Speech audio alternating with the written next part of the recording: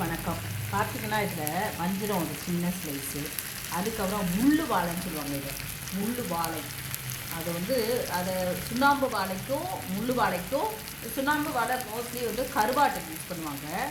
இது வந்து பயங்கர முள்ளாக இருக்கும், நல்லா பெருசாக சாப்பிட்ட மாதிரி இருக்கும். அந்த மாதிரி ஒரு மீன் கிடச்சிது சைதாப்பேட்டில் வாங்கினேன். இது வந்து பண்ணா மீன், இது வந்து வஞ்சிர மீன். எல்லாத்தையும் மிக்ஸ் பண்ணி ஒரு தவா ஃப்ரை மாதிரி கொஞ்சம் எண்ணெய் போட்டு, ஏன்னா சின்ன பசங்க சாப்பிட்றது மசாலாவோட இப்படி எடுத்தோம்னா அது டேஸ்ட்டு கூட இருக்கும். அதே நீங்கள் வந்து கொஞ்சம் ஜாஸ்தி ஆயில் விட்டு இதேவே முருகலாக கூட எடுக்க முடியும்.